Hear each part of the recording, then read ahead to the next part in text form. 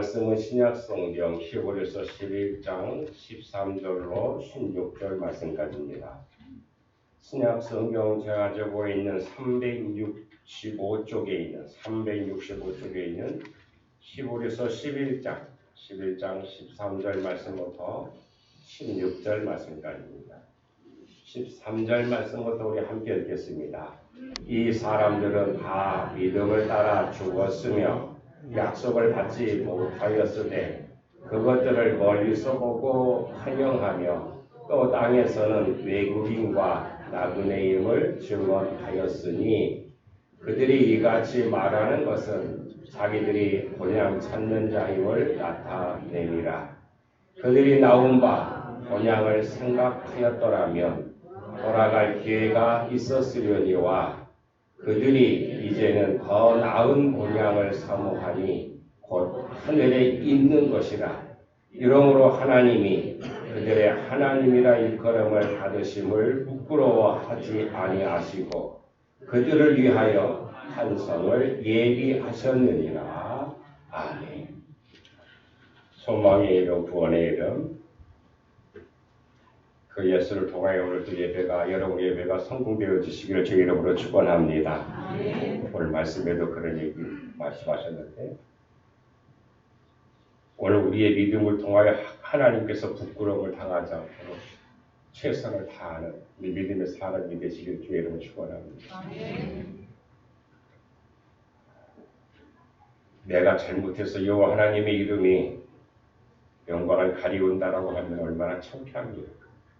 오늘 본문에도 그와 같은 말씀을 하시는데 하나님이라 일컬음을 받으심을 부끄러워하지 아니하시고 그들을 위하여 한 성을 예비하셨다라고 말씀하신 것처럼 그 나라에 이르기까지 오직 주님의 말씀으로 주님의 은혜로 그곳에 들림받는 성공이 있게 되기를 간절히 소원합니다. 더 나은 본향을 사모하며 오늘 본문에 있는 말씀을 제 묵상과 함께 나누겠습니다. 심리학자 프로이드는 고향이라고 하는 이 고향, 요즘 우리나라도 이 고향에 대한 옛날 같은 그런 점점 사라져 가는데 이 심리학자인 프로이드는 고향을 이렇게 이야기합니다. 모성과 연결. 어머니의 가슴이 아늑하고 포근하고 따뜻한 것처럼. 그래서 고향도 어머니의 품과 같은 안식처라고 하는 그 의미를 가지고 이야기를 했습니다. 아마 그런 이유에서인지 사람들은 고향을 떠났던 그 사람들은 고향을 그리워하며 고향을 찾고 싶어하며 명절 때만 되면은 민족의 이동이라고 하는 특이한 현상까지 생긴 것이 우리 현실입니다. 코로나 거리두기 때문에 그동안 명절답게 세우지 못했는데 올해 처음으로 이렇게 거리두기 없는 그러한 명절을 맞이해서 평소 때보다 많은 차량들이 고속도로에서 정체 현상을 아마 귀경 전쟁을 치르는 것을 이렇게 보게 됩니다. 이것은 우리나라가 60, 70년대 산업화로 고향을 떠났던 사람들이 명절이 되면 귀경의 전쟁을 치르는 우리의 현실이죠. 지금 요즘에는 좀 많이 바뀌어 갑니다. 이제 해외로 여행 많이도 가고 또 그렇게 현실적으로 그런 얘기를 하죠. 그렇게 한 10시간씩, 몇 시간씩 그렇게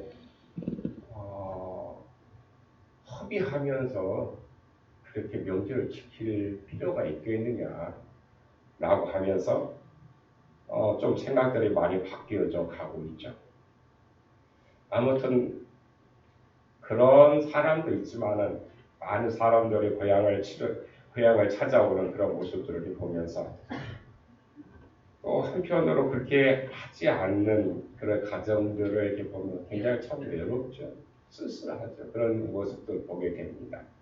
아무튼 우리 믿는 사람들은 오늘 본문에서 이야기한 것처럼 더 나은 본향을 사모하는 그 나라에 이르기를 바라는 사람들이라고 봅니다. 흔히 우리 그리스도인들을 예수 믿는 사람들이 스스로 이런 얘기를 하죠. 나그네 또는 순례자라고 이렇게 본인들을 이야기합니다. 그래서 그리스도인은 고향을 찾는 사람들이라고 말하죠. 본향을 찾는 사람들이라고 얘기합니다. 오늘 말씀에 우리는 모두 더 나은 본향을 사모한 사람들이라고 말씀하고 있습니다. 더 나은 본향을 사모하는 우리들은 이 땅에서 어떻게 살아야 할까라고 하는 것을 고민하며 몇 가지 말씀을 드리고자 합니다. 나그네란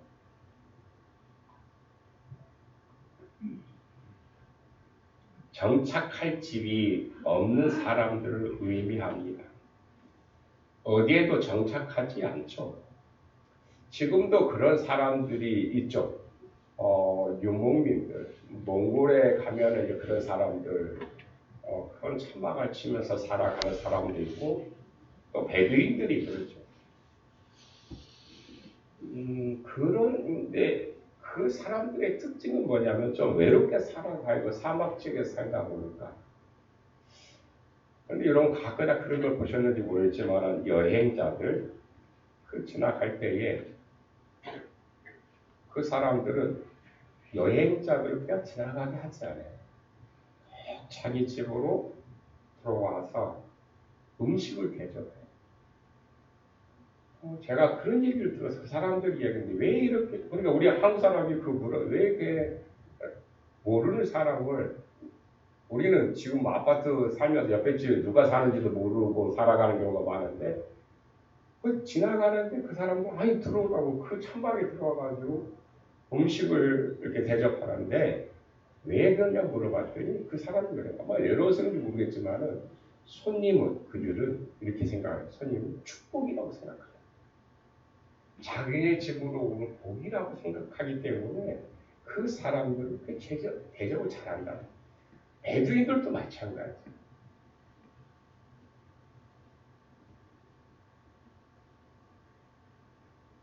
나그네란 정착할 집이 없는 자들을 의미하죠. 그런데 오늘 우리를 보면은 우리 사회를 보면은 정착하는 것은 말할 것도 없고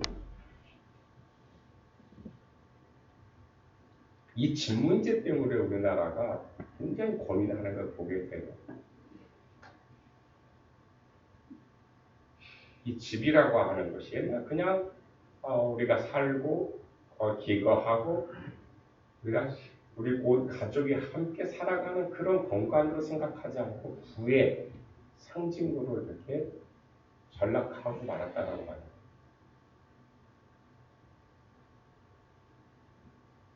그런데 우리 그리스도인들은 오늘 말씀에도 그런 나그네와 같은 삶을 살아야 한다라고 하는 것입니다. 더 나은 본향을 사모하는 사람들은 옛것을 버리고 떠나고 또 떠나는 것이다라고 했어요. 아브라함도 자신을 가리켜서 이렇게 나그네라고 했는데 창세기 23장에 보면은 나는 당신들 중에 나그네요 거류하는 자이니 당신들 중에서 내게 매장할 소유지를 주어 내가 나의 죽은 자를 내 앞에서 내려다가 장사하게 해달라고 그렇게 말하는 걸 볼 수 있어요. 다윗도 역대상 29장에서 이렇게 고백합니다. 인생을 가리켜서 이런 말을 합니다. 우리는 우리 조상들과 같이 주님 앞에서 이방 나그네와 거류민들이라 세상에 있는 날이 그림자 같아서 희망이 없나이다 라고 그렇게 고백했어요. 우리는 모두 나그네처럼 살아야만 합니다. 쉬운 일이 아닙니다만 그래야 주님의 뜻을 이룰 수 있게 될 줄로 믿습니다.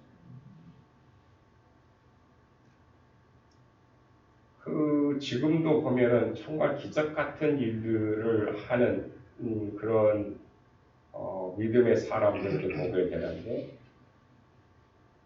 그 내려놓음이라고 하는 책을 썼던 그분은 세상적으로 보면은 굉장히 우리나라 최고 학부를 나왔고 미국에서도 최고 학부를 졸업했던 사람인데 그가 회사에 들어가지 않냐고 첫 번째 몽골에 가서 선교사로 가서 그 역할을 했고 지금은 인도네시아 가서 그 역할을 하고 있어요. 근데 그분의 간증을 들어보면은 그분은 뭐 그렇게 수십 년 동안 이렇게 굉장히 오래됐는데 선교사로서 뭐 그렇게 세상적인 지위 뭐 오랫동안 이제 선교사 역할을 하면은 대부분들은 어느 정도 하면 우리나라는 찬양 사역자들 무슨 사역자들 보면은 신학교를 졸업하고 목회 안수를 받아 목사라고 하고 이렇게 되는데 이분은 그런 거에 어떻게 보면 연연하지 아니하고 지금도 인도네시아에 가서 학교를 세우고 그 많은 어려운 사람들을 돕고 하며 사는데 어떻게 저렇게 살아갈 수 있을까라고 하는 거예요.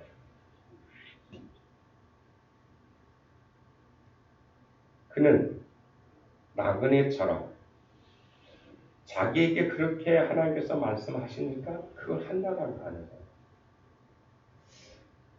오늘 말씀 새벽에도 그런 말씀을 읽으면서 제가 느낀 바가 있는데 우리가 성경 말씀 막 읽죠. 1독, 2독, 3독 옛날에 보면은 몇 독 하냐 막 그걸 준다고 늘 그런 생각을 했는데 근데 그게 중요하지 않아요. 몇 독 했느냐가 중요하지 않아요. 하나님 말씀을 들어야 된다.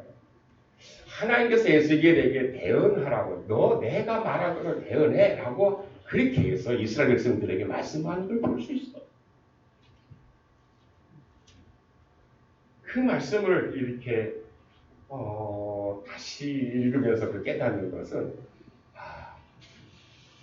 하나님께서 나에게 그와 같은 말씀을 주셨을 때에 물론 많은 예레미야도 모든 이사야도 그러고 선지자들 구약 성경에 나와 있는 모든 선지자들 전부 내가 할게요라고 한 사람 하나도 없어요. 나 못하는데요? 라고 하면서 아니야 내가 너 도와줄게 하면서 계속해서 그들에게 그 말씀을 하는데 그냥 좋은 말을 하는 게 아니라 보면은 굉장히 예레미야 같은 경우는 바벨론에 항복하라고 하니까 진짜 간첩도 행위. 그래 잡혀가지고 어떻게 하니까 엄청난 고난을 당해요. 근데 그 말씀처럼 됐어요. 하나님의 말씀을 대언하는 자들은 그렇게 되어져 가요. 우리 이성으로는 생각하지 못한 것들. 어떤 마음으로 살아가서 그럴까요? 그들은 나그네처럼 살았기 때문에 쉬운 일은 아니지만은 그렇게 살아갈 때에 주님의 뜻을 깨닫게 되고 그렇게 살아갈 수 있었다라고 하는 것입니다.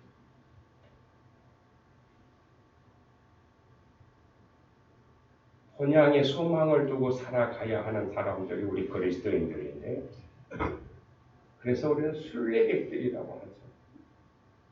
더 나은 본향을 사모한다고 하면서 타향의 정을 붙이는 것은 옳은 태도가 아니죠.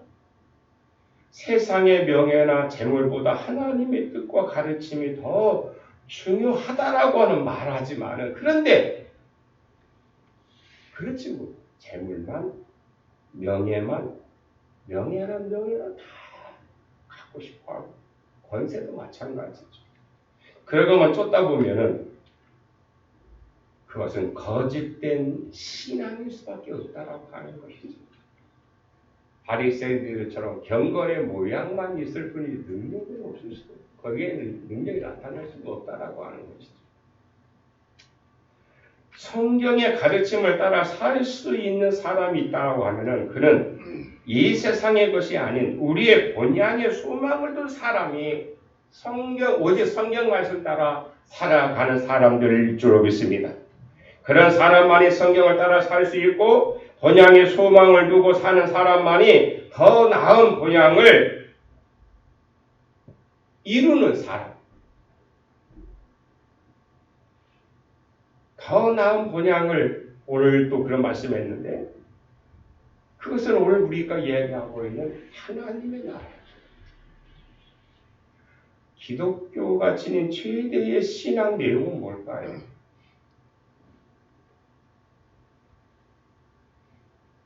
신앙 내용은 예수 그리스도의 부활이요. 아멘. 예수 그리스도의 부활이요. 하나님 나라에 대한 소망인 줄로 믿습니다.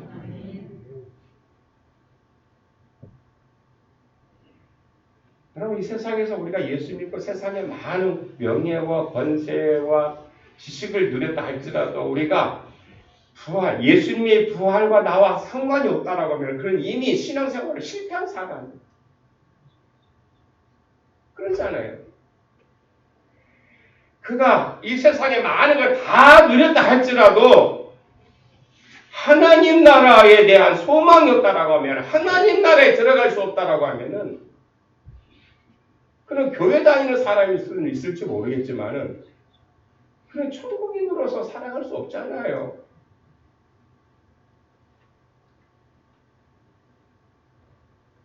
이 소망은 세상의 어떤 고난 속에서도 승리할 수 있는 힘과 용기를 주실 줄로 믿습니다. 이 소망이 있어야 된다고 하는 것입니다. 그래서 예수님도 말씀하시죠. 세상에서는 너희가 환난을 당하나 담대하라. 내가 세상을 이겼다라고 말씀하시면서 우리에게 그와 같은 그 나라, 그 부활의 열매를 맺겠어. 그 나라에 들어가기 위해서 하나님께서 오늘 우리들에게 주셨고 그 힘과 용기를 주시는 것이죠. 이 세상에 넉넉함이 좋지요. 그런데 너무 넉넉하니까 주님의 말씀대로 살지 않아요. 이스라엘 역사를 통해서 보세요. 다윗 왕 때에 엄청난 이스라엘의 권력이 있었어요. 힘이 있었어요. 솔로몬 왕 때에는 더 그랬어요. 주변에 있는 모든 나라들이 공물을 바칠 정도로 그런 힘이 있는 나라였어요. 그런데 솔로몬 시대 때가 최고의 이스라엘의 어떻게 보면 부귀영화를 누렸던 때인데, 그런데 타락도 그 가운데 같이 나타나요. 보세요. 솔로몬 왕이 죽은 다음에 이스라엘이 둘로 나눠진 이유가 어디 있어요? 욕심 때문에. 너무 세상적으로 많다 보니까. 그들이 믿음이 있었다라고 하면 절대 나눠지지 않았을 거예요. 그러나 세상 것이 너무 많다 보니까 분열이 일어나는 거예요. 요즘 보세요. 가정마다 분열이 있는 가정들 왜 그렇습니까? 재물 때문에 그러죠. 돈 때문에. 가난한 집은요, 그것 때문에 싸우죠. 그렇잖아요.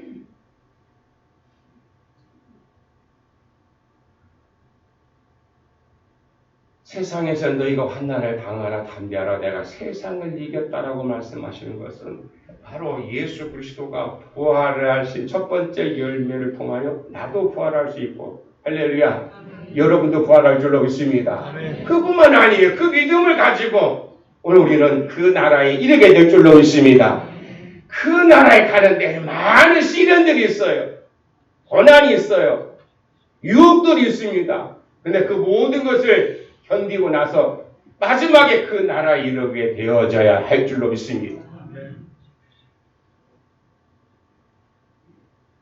세 번째로 본향을 사모한다면 나눔의 생활을 하며 살아야 됩니다. 본향을 향해 가는 나그네는 짐이 가벼워야 돼요. 짐이 무거우면 그 짐 때문에 고생할 수밖에 없어요.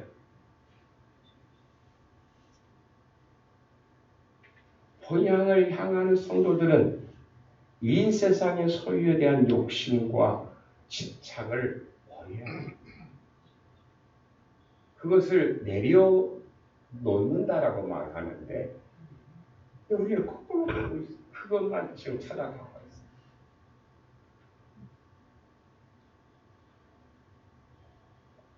경건이라고 하는 찬양이 있습니다. 그 가사에 보면 이렇게 말해요. 우리 믿는 사람, 천국의 소망을 품은 당신은, 오늘 저와 여러분은 천국의 소망을 품은 사람들인 줄로 믿습니다. 아멘. 천국의 소망을 품은 당신은, 주님 앞에 설 바로 당신은, 오늘 우리는 저와 여러분 모두 다 마찬가지로 주님 앞에 설 거예요. 어느 사람도 피해갈 수가 없어요. 안 믿는 사람도 그 주님 앞에서 심판주로 오신다고 그랬잖아요. 재림하실 부분은 심판주로 오신다고 그래요. 첫 번째 오신 분은 구원의 주님으로 오신 줄로 믿습니다. 그러나 그분이 죽으셨다 부활하셔서 승천하신 그분이 다시 오실 때는 심판의 주로 오신다. 무슨 말입니까? 심판이라고. 너 지옥이냐 천국이냐 하나님 나라에 갈 것이 아니냐? 그것을 구분하기 위해서 오신다고 그랬잖아요.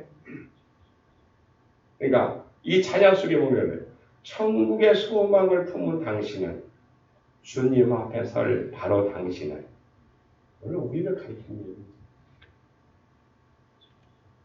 그뿐만 아니라 이런 고백을 합니다. 이 땅에 보내신 주의 손과 발 작은 예수라고 그렇게 고백합니다. 2절에 보면 이런 고백이 있어요.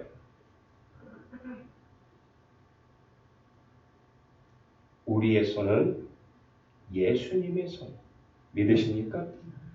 여러분의 손이 예수님을 닮아가고 있을까요?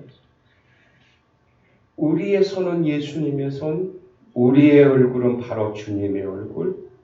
여러분, 여러분의 얼굴이 예수님의 얼굴 같이 밝습니까? 참, 이 가사를, 이 찬양을 들으면서 정말 잘했는데, 우리의 소유 모두 주님의 것이라고 고백을 해요. 여러분, 믿으십니까? 여러분이 지금 가지고 있는 모든 것은 주님의 것이래요. 그러면서 이렇게 후렴에는 이렇게 합니다. 주님 앞에서 흠없는 경건이라고 하는 주여 믿습니다. 예술로만 하는 경건의 모습이 아니라 어떤 것이 정말 경건한 모습이냐, 흠이 없는 경건이냐라고 하면은 고아와 과부를 위해 삶 나누는 것, 주의 이름으로 사랑을 전할 때 아름다운 주의 나라 이루어지네라고 찬양을 합니다. 베드로도 이렇게 고백을 합니다. 사랑하는 자들아 거류민과 나그네 같은 너희를 권하노니 영혼을 거슬려 싸우는 육체의 정욕을 제어하라고, 욕심을 제어하라고 말씀하는 거예요. 그 욕심 때문에 다툼이 있고 시기가 있고 미움이 있다라고 하는 것입니다. 이혜인 시인은 더 구체적으로 이렇게 얘기합니다. 주여, 당신의 생애는 그렇게도 철저히 나눔의 생애로 부서졌지만 우리의 나눔은 어찌 이리 소유를 위해 숨이 차게 바쁜지 시시로 당신 앞에 성찰하게 하소서. 아무것도 가진 것이 없고 아무것도 가져갈 것이 없는 이승의 순례객인 우리가 이기와 탐욕의 노예가 되지 못하게 하소서. 우리가 갖고 있는 모든 것 당신께 빌려받은 것임을 항상 기억하게 하소서라고 그런 고백하고 있습니다. 요즘 갑질이라고 하는 말, 대기업들만 하는 것처럼 보이는데 아니에요. 나보다 좀 못나은 것처럼 생각하면 짓밟히는 미워하는 거예요. 얼마 전에 요즘에 인터넷 보면 그 얘기가 아주 심한데 이상한 변호 우영우라고 하는 그 드라마가 있었는데 우리나라는 현실하고는 전혀 다르다라고 하는 거예요. 뉴스에 그런 얘기 나오죠. 조금만 장애가 있으면 다닐 수도 없어요. 정상인도 제대로 직장 생활을 못 하는데 장애인들까지 할 수 있게 되면 정말 솔직히 그런 거예요. 지금도 우리나라는 비장애인이 엄청난 거야. 오늘 우리가 그러면은 거기는 예수 믿는 사람 하나도 없냐?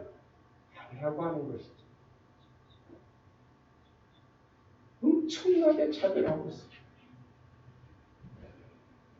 인생은 빈손으로 왔다가 빈손으로 돌아간다고 말합니다.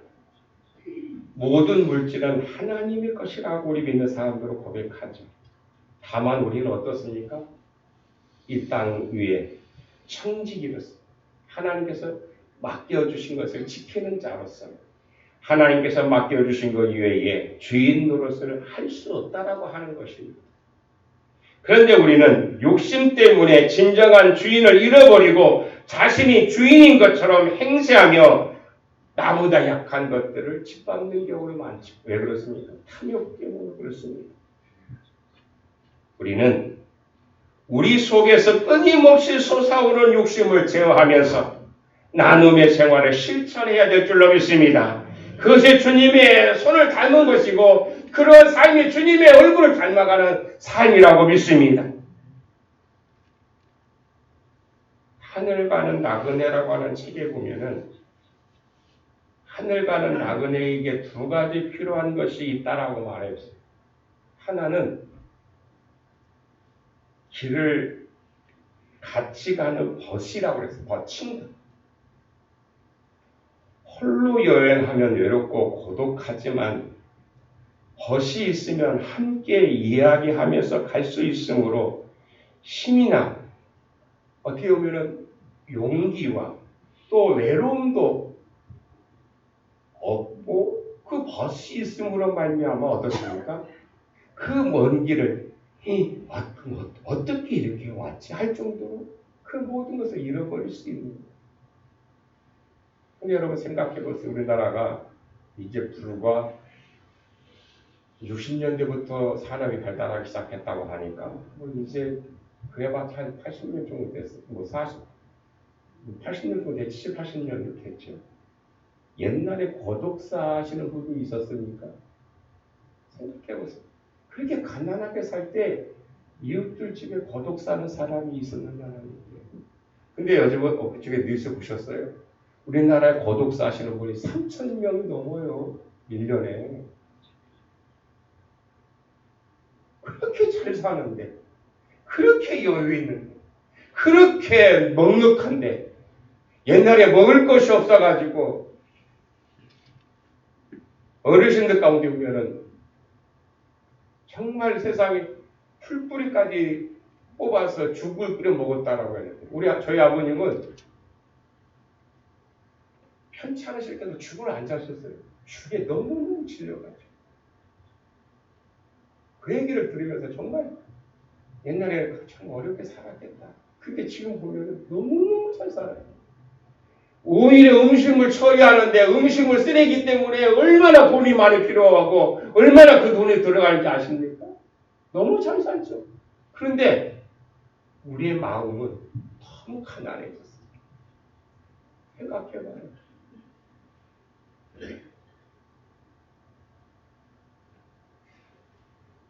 이 나도계 원사님이 이렇게 오시는 걸 보면 참 다행이다. 예배 드릴 수 있는 것이. 근데 제가 여쭤봐요. 식사 오셨어요? 한말 없어요. 그래도 오셨어요. 교회 오는 것이 얼마나 우리 권사님에게 귀한 시간이에요.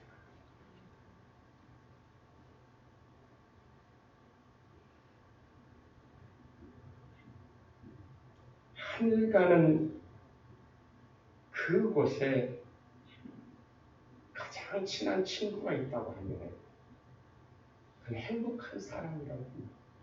또 하나는 하늘 가는 나그네라고 하는 책에 보면은 또 하나의 필요한 것인데 그것이 안내자라고 했어요. 안내자. 그 길은 험합니다.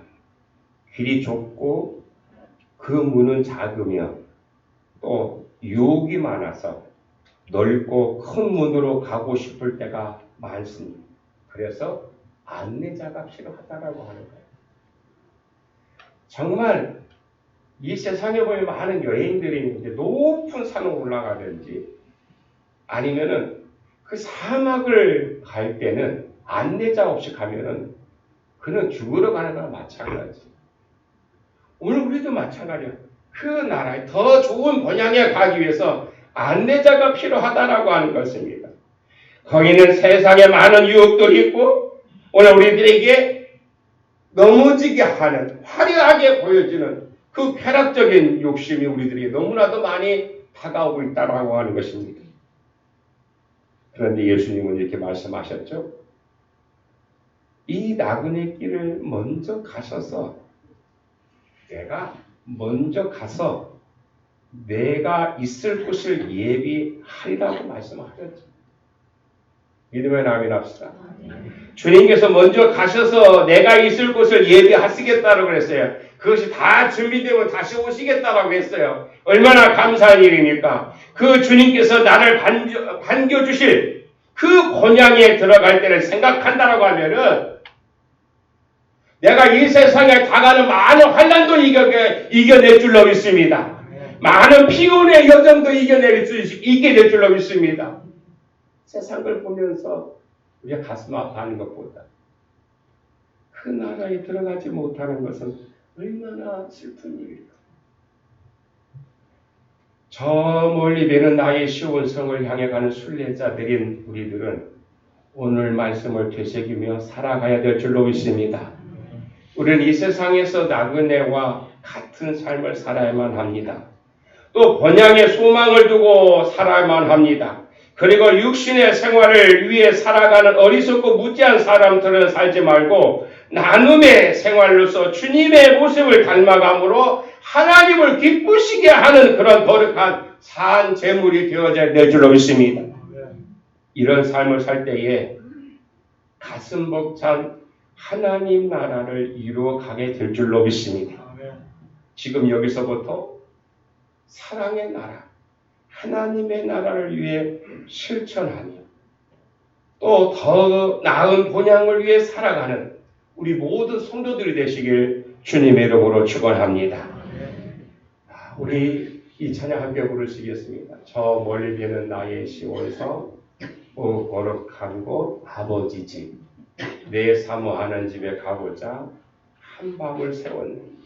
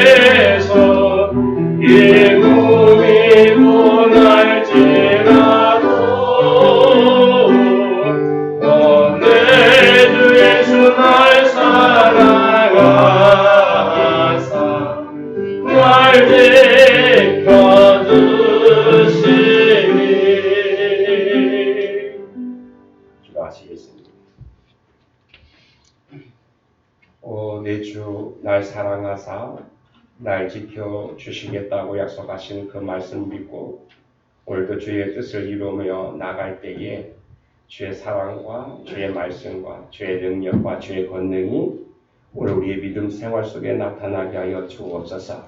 우리가 주님 이술로만 주님을 사랑하는 자들이 아니라 주님 나누며 또 나그네와 같이 번향의 소망을 두는 자로서 주의 뜻을 이루어 나갈 때에 주님의 능력과 권능이 그 가운데 역사하여 주시옵소서. 예수님의 이름으로 기도하옵나이다.